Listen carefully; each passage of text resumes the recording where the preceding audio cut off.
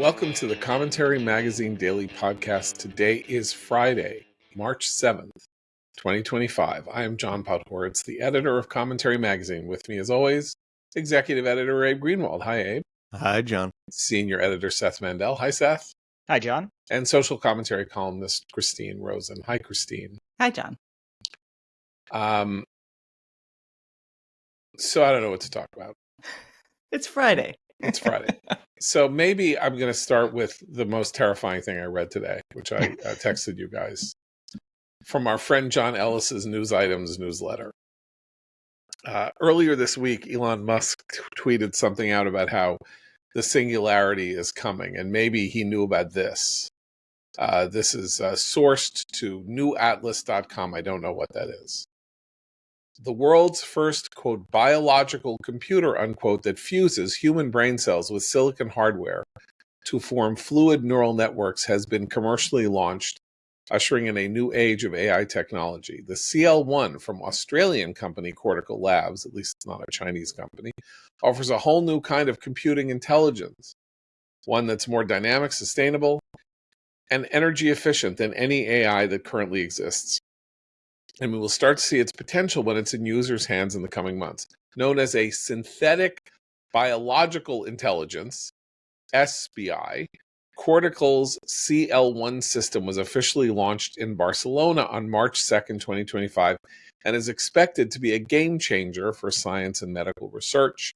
The human cell neural networks that form on the silicon, quote, chip, unquote, I don't know why that's a quote, are essentially an ever-evolving organic computer, and the engineers behind it say it learns so quickly and flexibly that it completely outpaces the silicon-based AI chips used to train existing large language models like ChatGPT. Christine, as our resident Luddite, how did reading this make you feel? Well, so I have been following a little bit what Cortical Labs has been doing. They famously, a few years ago, fused mice brain cells and computer chips and taught this thing how to play Pong. Remember Pong? And everyone thought that was nifty and neat. But in just a few years, this technology has advanced significantly. A couple of things to note.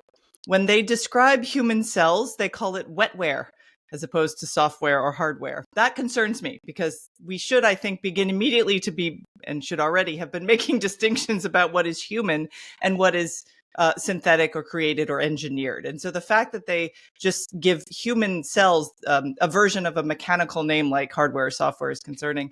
Look, this is a creation of something that is neither fully a machine nor fully human. It's a new thing. It's a genuinely new thing. And if it advances as it does, there's lots of opportunities for example, personalized drug, development. There's all kinds of things you could do medically and scientifically to advance human flourishing. But there's also a lot of stuff you could do in terms of using this to advance robotics, which is already quite getting to a point where, for example, we have new technology to allow robotic hands to be much more sensitive to touch and to grasp and do more fine motor skills. You start seeing all this stuff coming together in the next few years, and you have a lot of opportunity and a lot of risk. So I think it's very important to define and distinguish between what is human and what is not, what has rights and what does not, and legally how we have to start to assess these new things, because they are, like this example is just one of many. These are new things, new technologies that fuse human qualities, human things like cells with a machine. Yeah, you should be a little freaked out. The takeaway. We had how many arguments did we have over the rights of apes, and then moved on down the line, and then we had arguments over trees, right? Trees are living and have certain rights, and that had that was made in court arguments about clearing rainforest area and stuff like that. So I think that it sounds like you're describing Westworld come to life, because it presents huge ethical and legal challenges down the line if it's developed along lines that would allow the personalization of synthetic biological machines for each human. And some of the stuff they're predicting will not come to pass, but much of it does upend some of our notions legally and morally about what is human and what is not.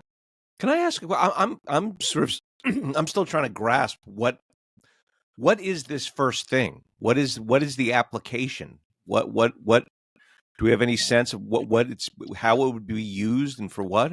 So mainly, I mean, they call it, this is, again, this kind of is jarring to hear, but they call it a body in a box. It's a way to test using human cells and the power of computer technology, a way to do rapid testing of new drugs, for example, personalized medicine. There are all kinds of ways, particularly in the healthcare field, where this could be extremely useful if you have a rare disease, for example, and getting a big pharma to do some research on this tiny disease, very costly and time consuming. So the idea is that it actually open up all these pathways to more personalized ways of dealing with things that arise, problems in the human body. But there are also other applications, particularly for robotics, that could fuse, a very human-like robot with a kind of human intelligence that's been, built in this box. So there is this concept. I'm trying to remember. Is it Feynman who came up with who came up with the notion of the singularity? Kurzweil. Ray Kurzweil, right? So the singularity is this theory that at some point in the not too distant future, I think he dated it at 2045, if I remember correctly. That the sorts of things that are being done that we start say with the artificial hip, right? Really back in the before times, like that you can insert a piece of fiber, plastic or something, pacemaker, right? Artificial hip. Now we have cochlear implants. We have chips in people's heads that seem to alleviate the symptoms of Parkinson's.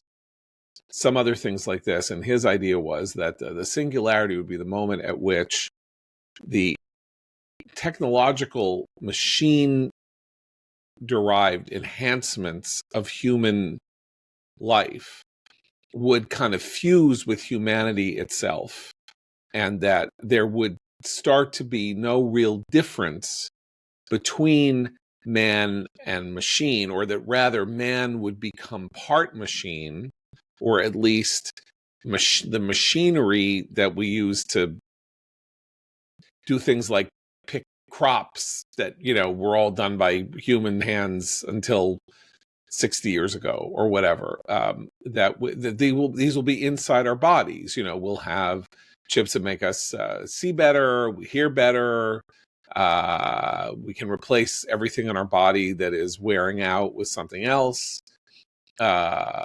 We can, and so that's the singularity, that we will basically be we're on the cusp of a fundamental revision of what it means to be human, that we are born in a body, that the body. Well, and ultimately that the brain, the reason this is exciting for people who want to see the singularity happen, and this technology is very far from being able to do this because the brain is very complicated and has many kinds of cells. But the idea is you could upload your brain. The contents of your brain can be uploaded to some sort of box, and then your consciousness, whatever that is, and your brain will live forever in this encoded way, this digital form. So your physical body might decay and die, but you will continue to exist in this new state. Right.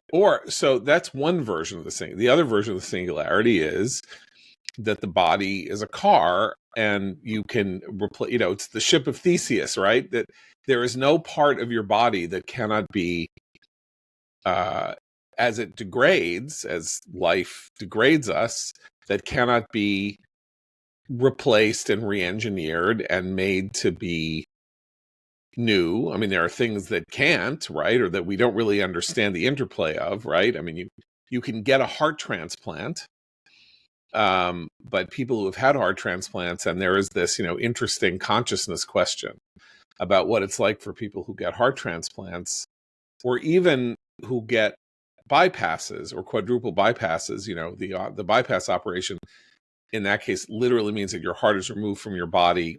The blood is pumped through an artificial machine. They do whatever they have to do to clear out the arteries which are occluded, and they put the heart back in. and that people who, after they've had this surgery, often plunge into horrible, horrible depressions, like nightmarishly bad depressions, because their body, there is some kind of, it's not just metaphorical that the heart is at the center of our existence. Their heart has been removed from their body, it's put back in, and the body knows that something unbelievably traumatic has happened here, that it lost its beating source, and that people have to kind of have to get through this period. That does suggest that, you know, we look at ourselves like machines too easily. The interplay between the heart and the brain and our systems and all of that. But that's the promise of the singularity. In one sense, is your shoulder hurts, you get rid of your knee hurt, you get a new knee. Well, although the Kurzweilian vision is singularity is very simple. It's when artificial intelligence is smarter than humans, right? That's the point we've reached, the singularity. And so some people welcome that, like Kurzweil and a lot of people in Silicon Valley. Others fear that, like all the doomer AI folks. I'm somewhere in the middle, which I think I think healthy skepticism towards even wanting that as a goal is something that as humans we should embrace. But the replacement part stuff is sort of adjacent to this larger idea that we want to create an intelligence that is both foreign to us because it doesn't think and reason the way we do. The other recent paper that came out this week that was fascinating to me was how quickly the new models of AI that have been trained on more data learned how to cheat, learned how to rig chess games, for example, which they couldn't do very recently. So they're getting better at doing things that humans have done, but they do it in a way that humans can't understand. So the promise of the singularity is also its great risk, which is that once we create something this powerful, if we don't understand how it reasons, or if it does reason, or what it's doing and how it's doing it, we are helpless to stop it when it gets into areas that maybe we thought were safe from its power. I think where I always find myself unimpressed with, well, I mean, Kurzweil I don't know if he's not a likable figure to me in general, but it's very odd. But even with this kind of thinking, where I find the arguments or the predictions and dreams kind of fall apart is on the consciousness question, when they start talking about uploading consciousness and when they start talking about conscious machines, because it's sort of like when the people talk about aliens, it's the same fundamental missing piece at the heart of it. We have no idea what creates consciousness. There hasn't been a conscious machine ever, and so the idea that, well, if you just keep putting things together and making them more complicated, consciousness will arise or something, it seems fanciful. Or the idea that our consciousness is simply a function of these neural connections. Our brains. Yeah. Right. Well, or that there is no such thing as consciousness, which is the most radical, but also the most rational version of this idea, which is that we don't have free. Not only don't we have consciousness would, suggests that there is this kind of, we are independent of our body in some weird sense, though of course we can only have consciousness within a body and within a for now.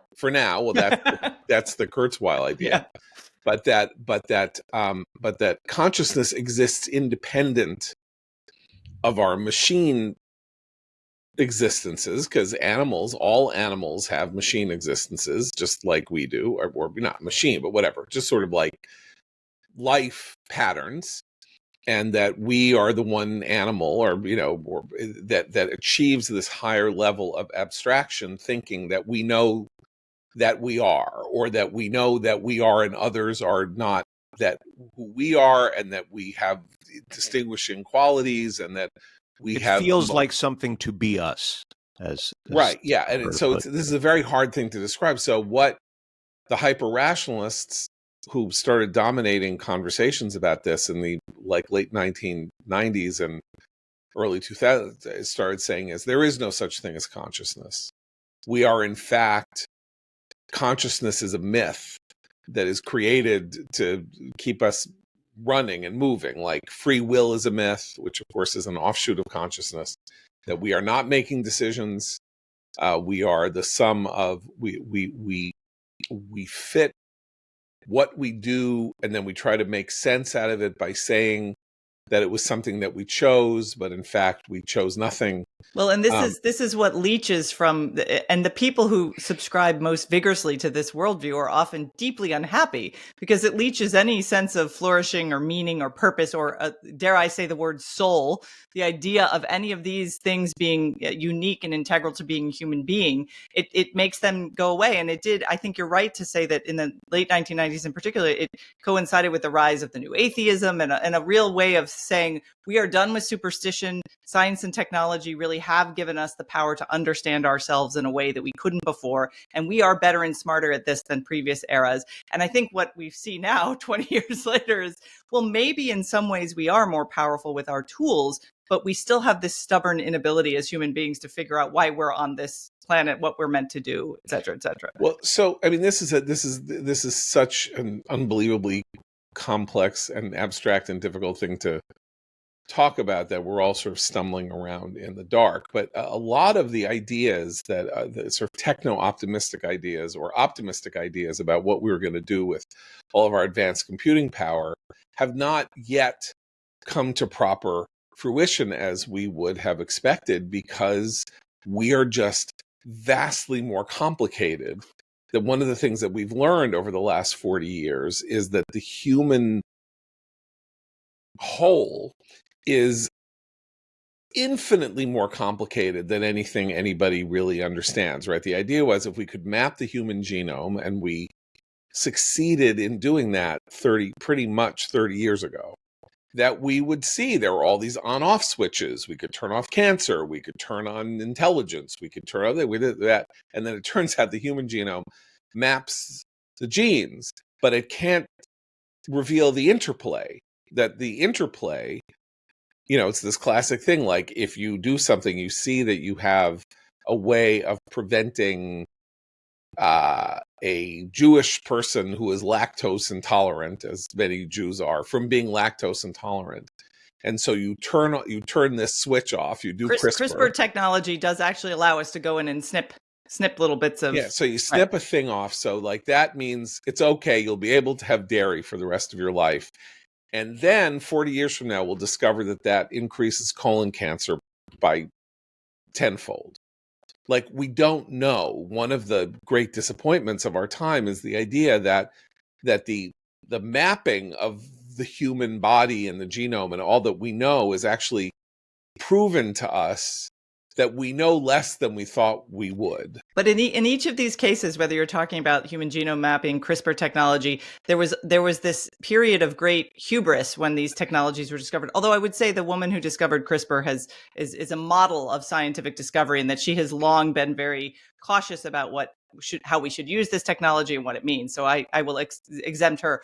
But that's then followed by what I think is most valuable about being a human being, which is a recognition of humility and limits with some of this stuff. So that's actually where the techno-optimist project, particularly the Singularity types, are the exception, and also a sort of dangerous one, in that they don't think that humility is something they'd like to fix and overcome in terms of what kind of world they would see for us in the future. This is why I find cancer so fascinating, because cancer is essentially, something goes wrong with the cell and we don't know why. It's like the most studied thing and we don't know why that is.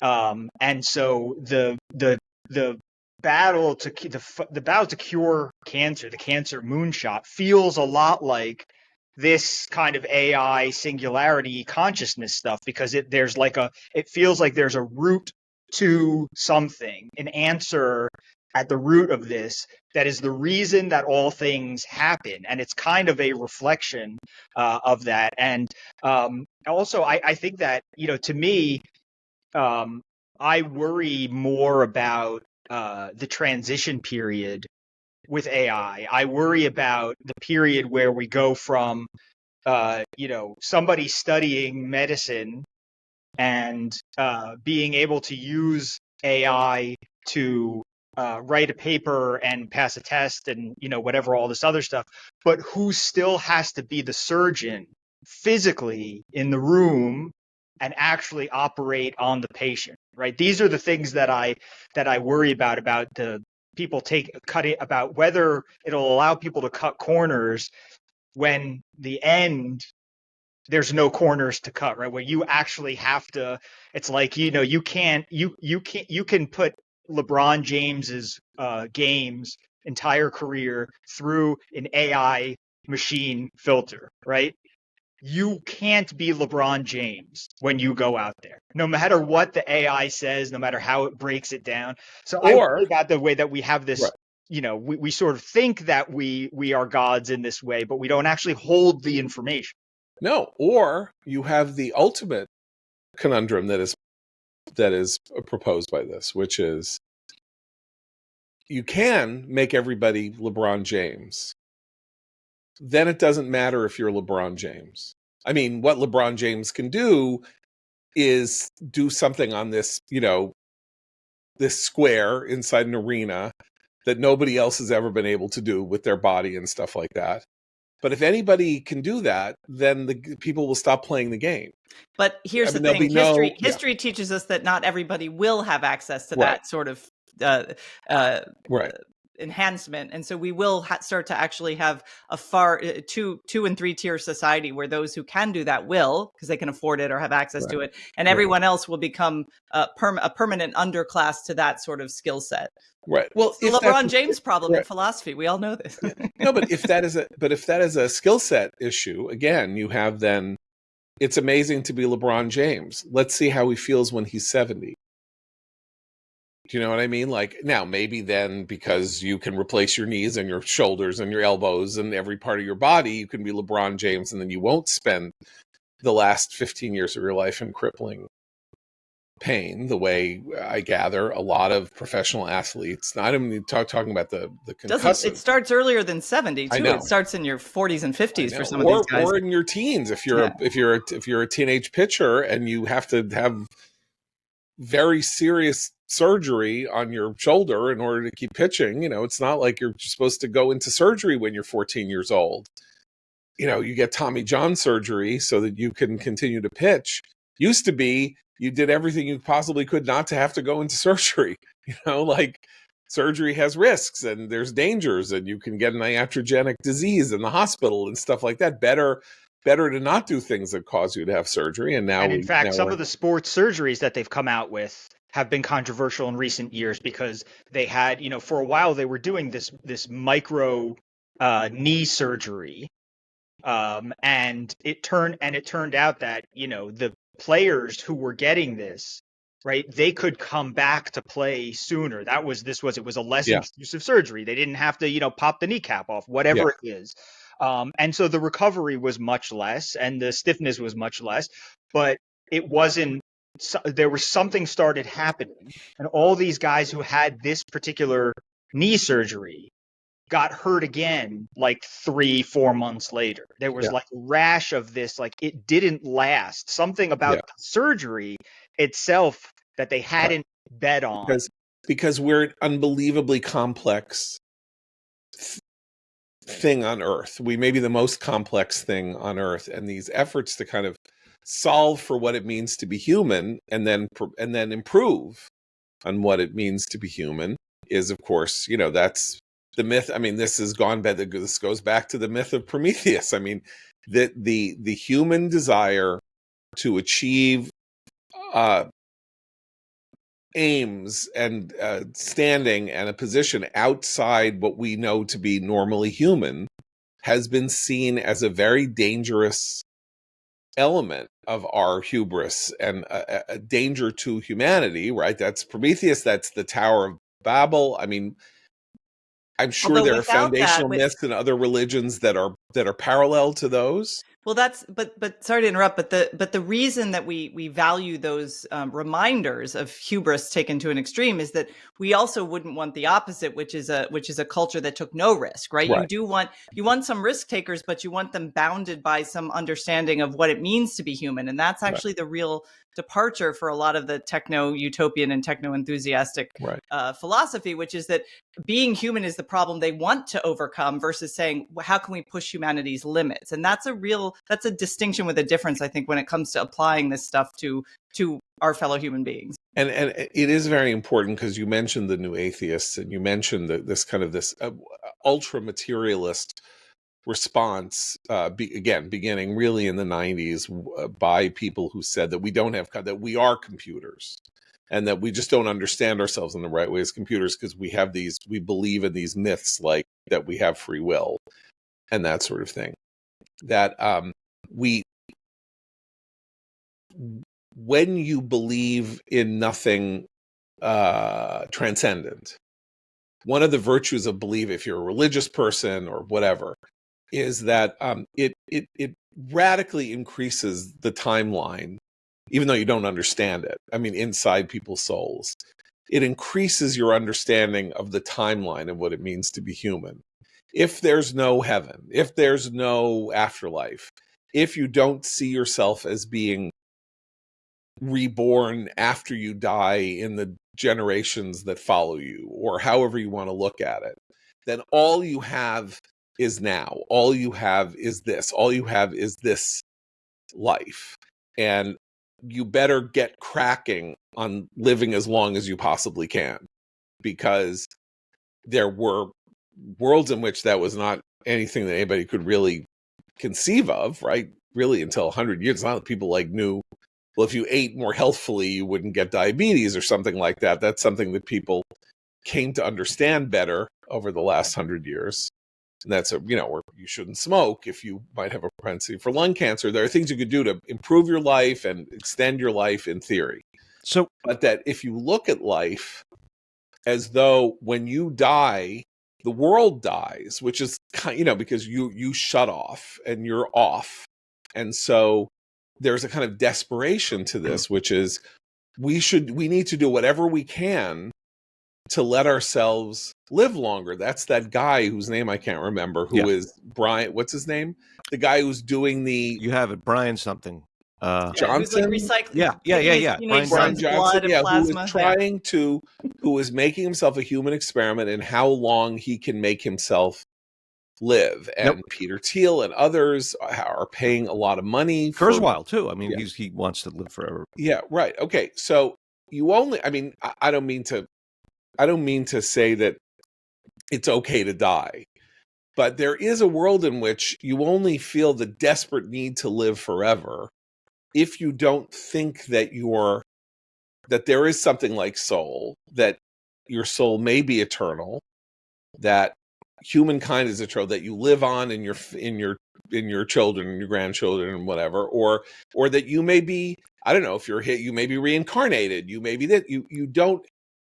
All your chips are not in this one pot, and you're either going to win it or lose it. I know this sounds like a very strange way to look at it, because of course we're also talking about the good stuff, which is the alleviation of suffering, the fact that people, because of a lot of the, that maybe what this can all do is figure out ways to release people from the torment of daily pains involved in the degradation of the human body, to find ways to improve on palliatives and things like that, so that the life that is lived by people who aren't going to die is really vastly improved without having to live to 150, And this actually, the experiment we started talking about has the most promise for people with epilepsy and Alzheimer's, because these are conditions that are quite mysterious, often originating in the brain, and it will help hopefully bring some significant advance in understanding those kinds of conditions and also treating them, obviously. I mean, the brain is, of course, as you say, the root for this is this question of whether or not you can somehow take your consciousness or take your brain and put it into a computer, and then it will, and then it will live forever. And of course, the brain is the most fiendishly difficult thing to study, because much of what we know about the brain comes from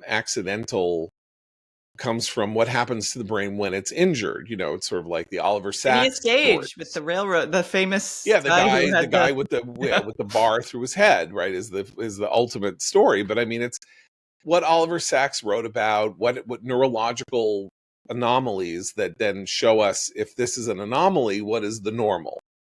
So you are able to study somebody who can respond to you, talk to you. We also have this with the Parkinson's patients, for example, with the alleviating measures where you sort of press a button and somebody who is shaking stops shaking, right? And then it's like, what did that feel like? What just happened at that moment when we pushed that button? What are you feeling now that you felt if we turn it off? What are you going to feel then?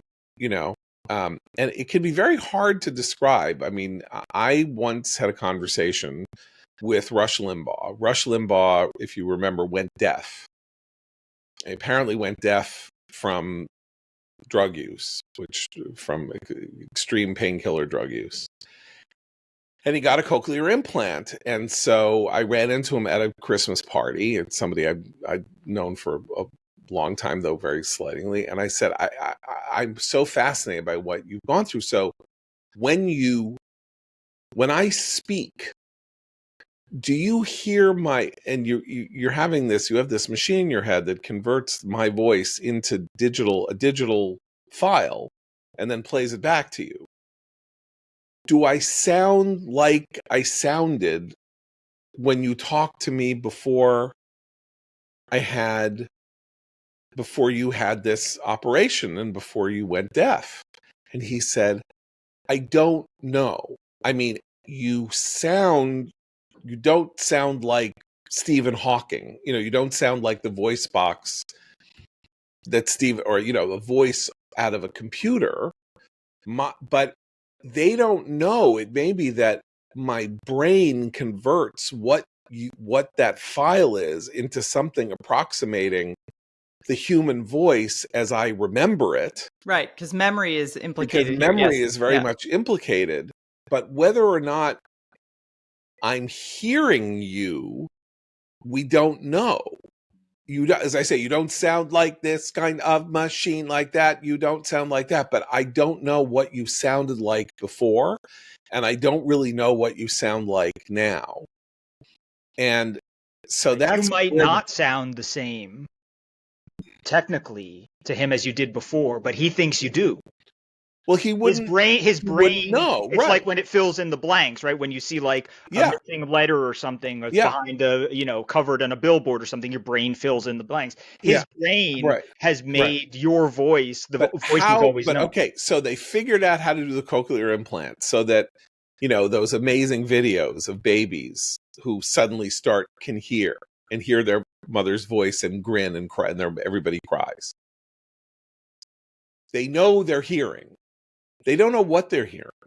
And then it turns out the brain is so incredibly complicated that, it may be filling in a voice and also differentiating between voices so that it's not like everybody sounds exactly the same, like that condition in that amazing, very punishing animated movie Anomalisa, which is about a person people who see people can't recognize faces because every face looks the same to them. So it's not like every voice sounds the same as every other voice.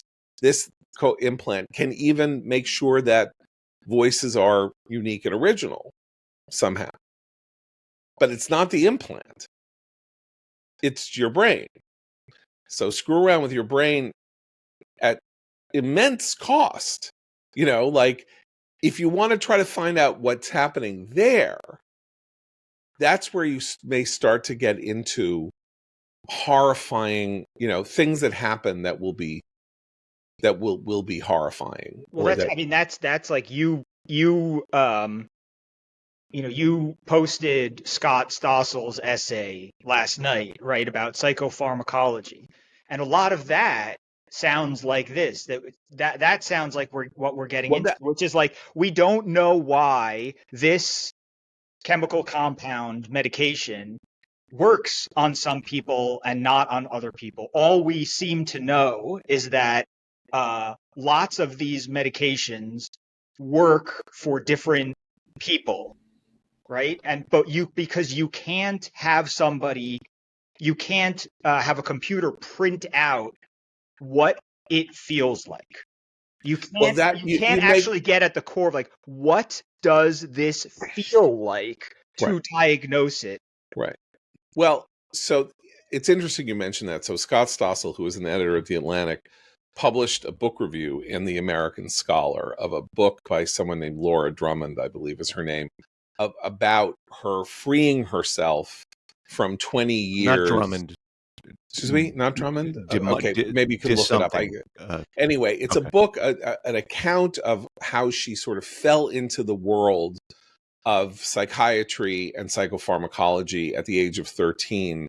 And then I think at the age of 30 said, I am going off all of my meds, because she had cycled through dozens of them and had been through dozens of programs with many different psychologists, psychoanalysts, psychopharmacologists. And she said, and Scott Stossel in his review, Scott Stossel, having battled with clinical depression and hospitalization and anxiety himself, said, it's like 19th century medicine. Like, they don't know. We had this moment of techno-optimism in the early 90s when Prozac started being used to deal with depression, and the serotonin reuptake inhibitors, of which Prozac was the first major model, seemed, after 2 weeks of taking it, to have this remarkably positive effect on people who had low grade, or even not, but I mean, very persistent depression. The depression that is, I wake up in the morning and I feel like, everything is cloudy. And that the thing that was said about Prozac was, you took it and after 2 weeks you woke up and suddenly it was like the sun was shining. And this was the great moment of great hope that depression had been solved, that it was this problem of how serotonin was processed in the brain, and that there were ways to manipulate that. And it's been both incredibly useful and an incredible disappointment, because these drugs lose their utility after a while. People get used to them and they don't have the effect anymore. They don't know how it works. They don't know why it works. They don't know why Prozac works on this one, but Lexapro works on that one. They don't know why, why Effexor is good. It's not an SSRI, but this one is bad. They don't. All they can do is give it to you and then have you report how you feel. And Stossel, and this book review, this woman says, I'm done. I this has poisoned me and poisoned my life, and I'm going to live without it, because I no longer trust the people who are doing this to me. They're not experts. They're just flailing around in the dark like I am, trying to help me, but half the time they're hurting me and they're not helping me. And Stossel says in his piece, this is an incredibly valuable and important book. And on the other hand, if it convinces people that they shouldn't take pharmacological medications, it may ruin many people's lives who would otherwise be helped by the medications. But it's very hard to find that middle ground. Well, part of the problem when these things first came to market was this idea that they were a silver bullet, right? It was all of these years of trying to do talk therapy and cognitive behavioral therapy and all these other things hadn't worked for people with really severe cases of depression. Here, finally, you can pop a pill, everything will be good again. And Americans love that as a marketing style. But in fact, it turns out both with SSRIs, but also more recently with some of the drugs, psychopharmacological drugs used to treat PTSD. I have a couple of friends who've been transformed by using those things in very moderated doses, but under the care of someone who does it in conjunction with regular traditional therapy techniques, understanding your problem, where does it emerge here. So for them, all the talk therapy had not worked for decades from their post-traumatic stress. This was the one little missing piece, but it would not have fit had they not also had the human who understands, all the stuff with psychiatry, right, there by their side. And so I do think this magic pill solution, which again, technologists love, it's like, here, use this app, take this pill, everything will be better. It doesn't work that way because, as you say, we're quite complex. Right. And then the author of the book, whose name we again, Delano. Laura Delano. Delano, yes. Okay. The idea that you can cure yourself through the application of will is also a very American idea, right? It's the ultimate or the deepest in self-help is we can choose, we can alter our perceptions using our strengths as people to overcome whatever obstacle is we can retrain our brains through the application of will. And that is, I think, often very true. And yet, of course, there are versions of it that are terrible, that are absolutely are nightmarishly terrible, particularly if they start getting applied to people who aren't of the age of consent. Those used to be arguments made within the boundedness of character formation and virtue in the old days, right? So habit training was actually useful because it was seen as part of this larger world of virtue inculcation and character building. Now it's entirely divorced from that. No one even talks about virtue anymore. So you have like Charles Duhigg's book on the power of habit. It's really good. It has lots of great sort of cognitive behavioral therapy style ways of getting your brain, focusing your attention, getting things done. It's all very practically helpful, but it's entirely removed from the other human part of this, which is, why am I doing this? What is this for? Yeah. But, I think also, oddly enough, not to get too poppy, but of the actor, former rapper, former gang member, Mark Wahlberg. So Mark Wahlberg. You forgot underwear model. Underwear model, right? Marky Mark. And then he had he was a bad guy. He was a bad juvenile delinquent kid who went around Boston beating people up, beating up gay men, was a drug addict, did all this stuff. And something happened to him, his ambition, they got very successful, obviously. But his life was like going off the rails, and something happened, and he had two things happen at once. One of which is that he became a postulant at the Catholic Church. He became a very serious Catholic, daily communicant at Mass, very serious. And then he undertook this life regimen. And if you read about it, it's like insane. He wakes up at 3:00 in the morning. He does a 3-hour workout. He gets up, he makes breakfast for his children, he takes them to school, he goes to Mass, he comes home, he does another 2-hour workout, he takes a half-hour nap, he has a smoothie, then he does another workout, then he has a meditation session, maybe he goes to church again, the kids come home, they have a day, and then he is in bed at 8 to get up again at 2:30, right? And you read that and you're like, oh my God, sounds horrible, right? It's like he's like on this. And on the other hand, he saved his life and is living a life that he believes to be of meaning and purpose, that is not solely about him. It's about serving others. It's about serving his family. It's about being a good Catholic. It's about, he apparently gives an enormous amount of money away from his extraordinarily lucrative career, and that's another virtue. That's a kind of weird combination of Calvinism and Catholicism, that industry is one of the ways to save yourself from despair, human industry, and that this isn't anything that you can apply to yourself or like take as a pill. Like it's an ongoing exercise in being human. His is more quasi-monastic, I would say, than Calvinistic. It's actually far more Catholic. The regimen, the sort of the very ordered daily life. Right. Well, philosophically, so I said Calvinist because, of course, it is through the application of your acts and works that you can come to an understanding of whether or not God believes that you are one of the elect, and that this is, according to Weber, I'm not really a Calvinist theologian, but that according to Weber, that people can learn of themselves that they are among God's chosen by seeing how things go in life. That life will reveal whether or not you are blessed or not blessed, and that success is one of the ways to determine That's the Protestant ethic in some sense, that not just success in the monetary sense, but sort of like leading a life that you and other people believe to be a successful life is the way to understand yourself in the universe. And that this is the problem with all of the materialist stuff and the idea that maybe we can take human cells and put them together with a chip and do all this, is that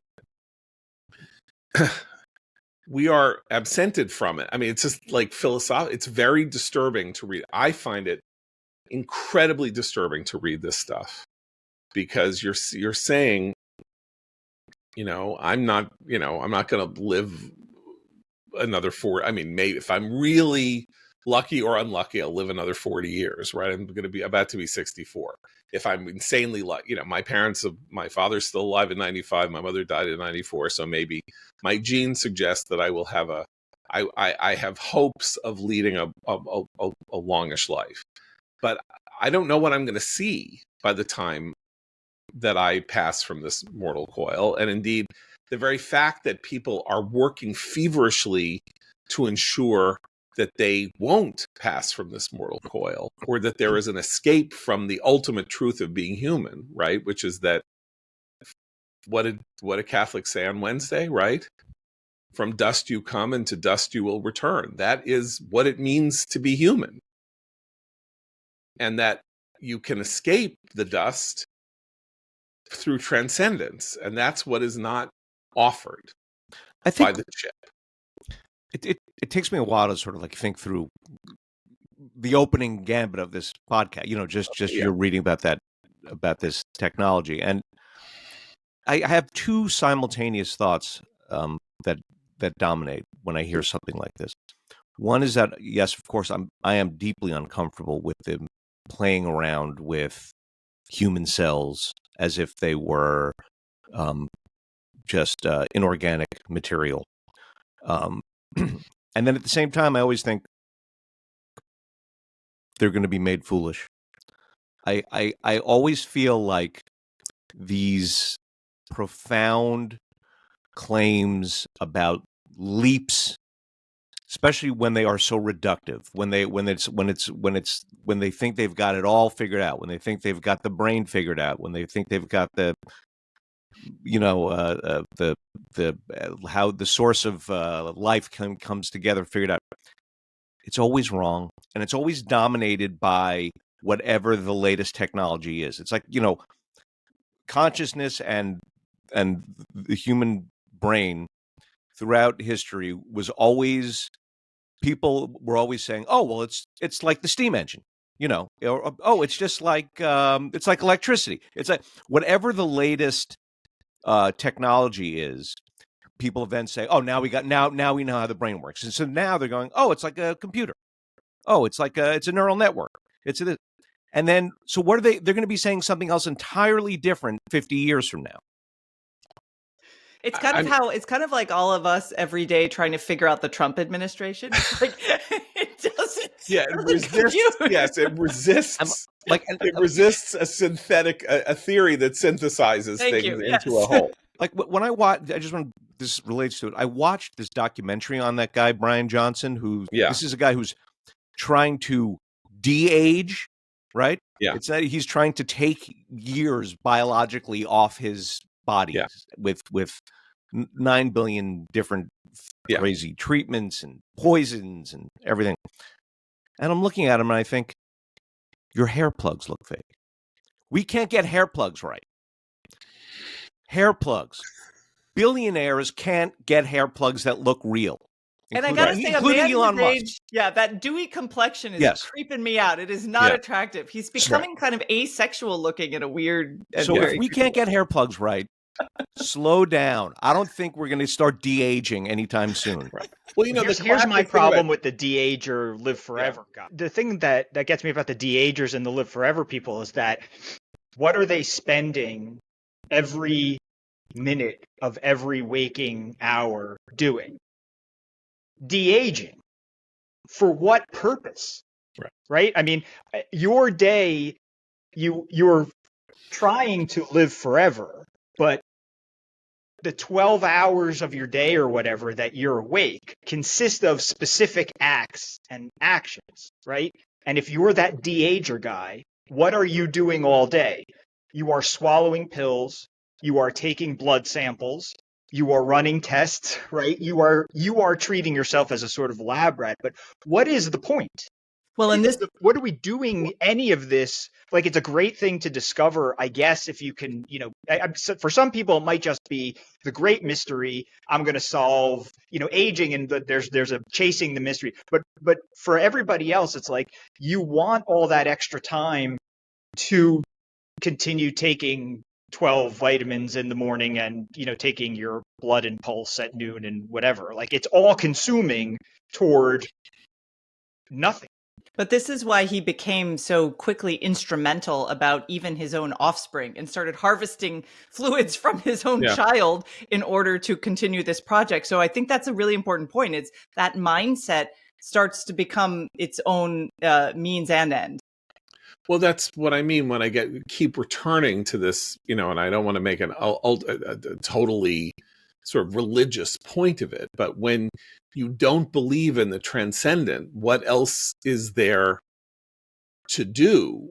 You are instead of building Chartres, which takes 250 years, and you're like one of the workers on Chartres, and, you spend 40 years carving stuff on the outside of the building, and you die without it being completed, and then it's completed 100 years later, right?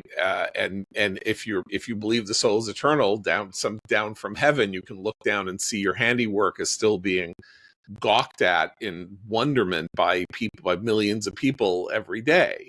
But if you don't believe that that's a thing, you are your own cathedral. There's no reason to do anything that will outlive you, because you don't believe that anything outlives you, right? Or it doesn't mean anything that anything outlives you. So you might as well spend 6 hours a day trying to live another 6 hours at the tail end of your life, because there's nothing else there for you.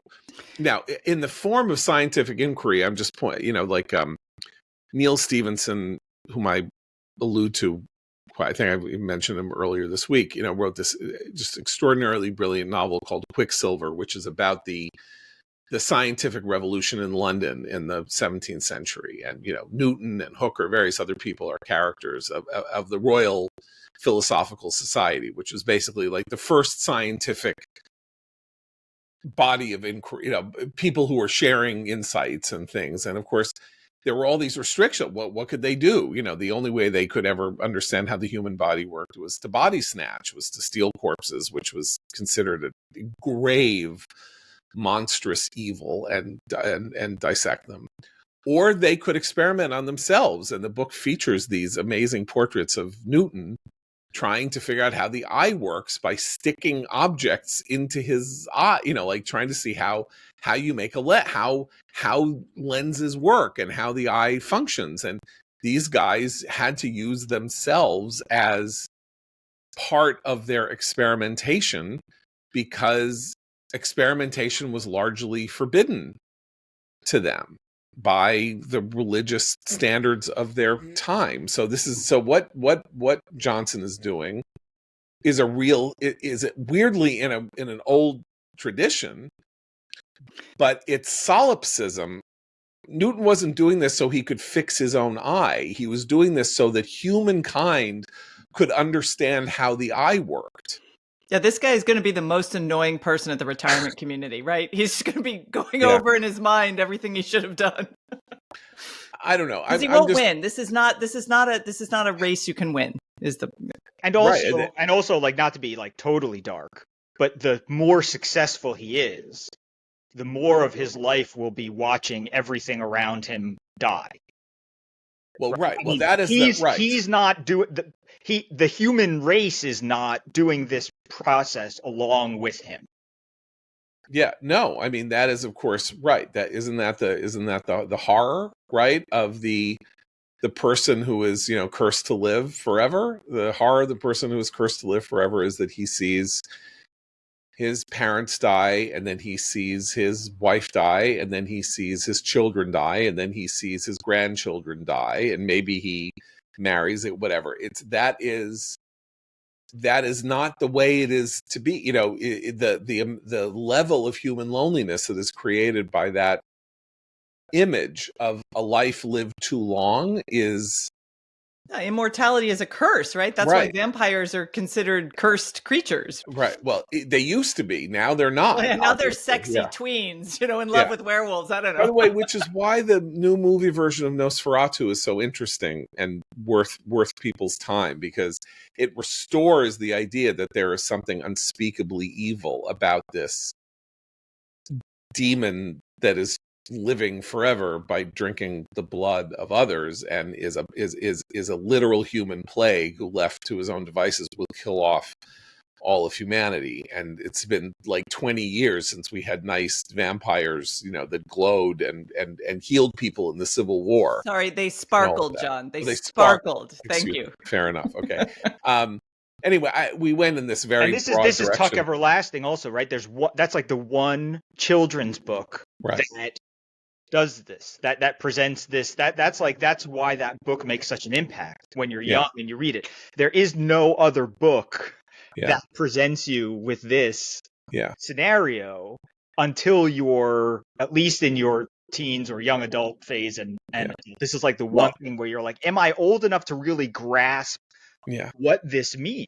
And the unjustly forgotten and really quite remarkable emotional blockbuster powerhouse movie of the 1980s, Cocoon, which I know people. So if you remember, the Cocoon, which is a metaphor for all of this, is and filmed down the street from my childhood home. I have to say. Oh, so these people at a retirement home who are sneaking off to a pool in the neighborhood to go swimming because there's no pool at their retirement home. It turns out that in the pool are these pods. They are aliens that have been sort of languishing, immortals that have been languishing under the sea in these kind of cocoons. Again, not surprising if you grew up in Florida that would happen. Yeah. I want to point. and when they swim in the pool, they de-age like Brian Johnson, and two things happen. One of which is they de-age and they're having a wonderful time of it. And one of them, played by Jack Gilford, refuses to do this and refuses to do it with his wife, who has Alzheimer's. And he's like, this is wrong. We are supposed to be old. We are supposed to die. That you are violating the order of things. And then in the course of the movie, the idea is that these old people are vampiristically taking the life away from these creatures who are in the cocoons, who are themselves going to die off, because their life force is being sucked away by people who already had a life, who actually lived full lives, and that this is not right, that what it is that they are doing. It's a very potent, as I say, metaphor for this question of whether or not our society should be designed to make sure that everybody lives forever. Or not. I'm not gonna be like the famously tasteless governor of Colorado, Richard Lamb, in the 1980s, who said we all have a duty to die because he didn't want to spend money on the Social Security system. I'm not kidding. Like, this was something he said. Like, Social Security is costing us too much money. We all have a duty to die. We're like helping keep people alive with all this money and for healthcare and Social Security, and it's harming earlier generations. I mean, that's a horribly grotesque thing to say, so I'm not. But it's also there. Zeke Emanuel. We've had these fights during. Oh, that's right. He says the same Emanuel was one of the advisors, and he also believed that, like, at age 75 or whatever, you should stop getting stuff done and whatever. Yeah, right. Treat certain treatments. Didn't he take it back now? Yeah, he's an Emanuel. I think he did, but I'm not sure if that was because it was so politically toxic that he was destroying his career as an advisor. Like, he was one of those guys who was like, it was going to become like hiring the population bomb guy as your advisor. Well, that entire family is a family of people of very strange moral framing. Remarkable family, bizarre family. Anyway, the Emanuels. But to move on from the Emanuels, I do want to say one thing before we go, because it's Chris Christine mentioned that the Trump administration resists some kind of a comprehensive analysis of anything he's doing. But yesterday, I think we can't leave without talking about what happened yesterday with the tariffs, because it's really like Tweedledee, and Trump is like Tweedledee and Tweedledum in the Disney version of Alice in Wonderland or something. He's proposing tariffs, and then he's withholding them.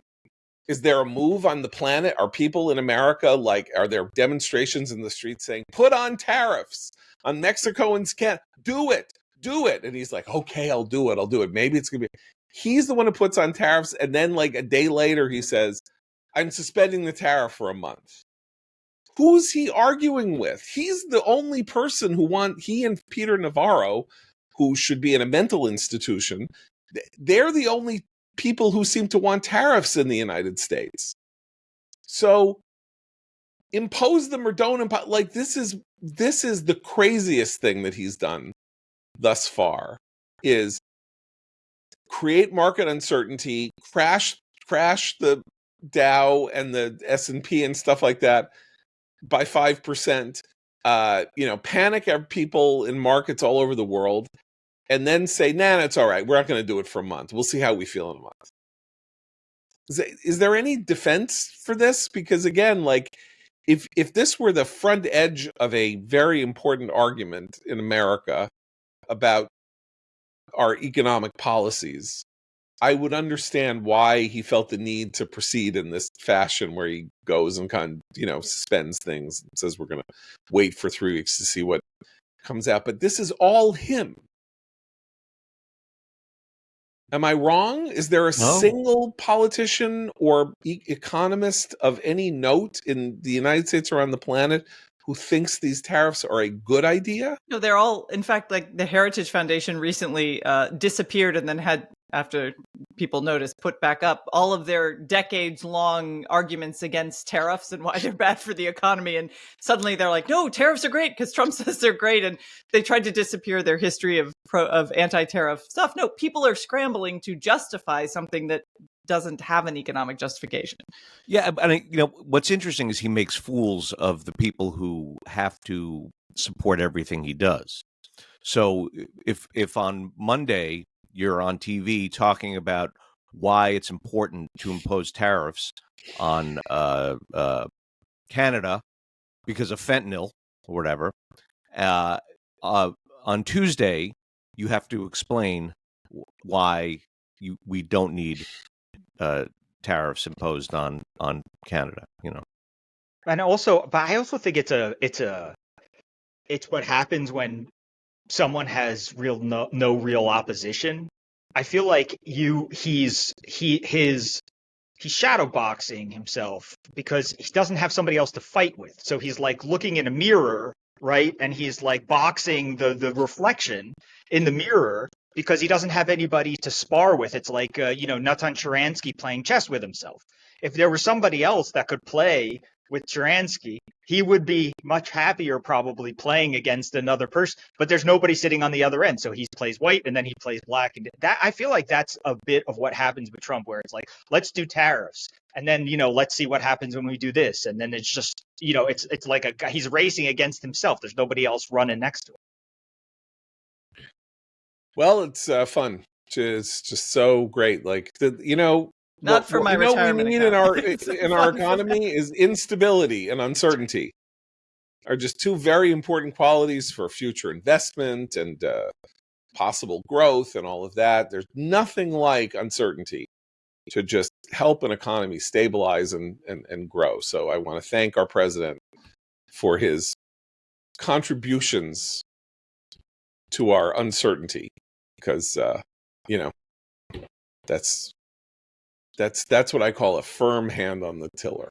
And to tie it all back to the beginning, it's exposure therapy. That's what you're thanking him for. It's exposure therapy. We will be immune to the anxiety that comes with the chaos because he is giving us exposure. Well, we'll be immune to the anxiety from the chaos, but we will not be immune from the real world consequences of the policies that we cease being anxious about.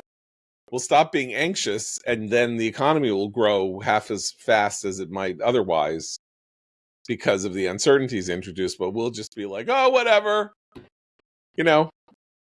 pass my son's, plasm so that I can try to live forever. I'm just going to inject some plasma from my son now and see how I feel. Working on the soma. Don't worry. They're working on the soma, so none of us have to worry. Thanks for going there. Sorry. There we go. That is now we're into the dystopias. Okay. We'll be back on Monday. For Abe, Seth, and Christine, I'm John Podhoretz. Keep the candle burning.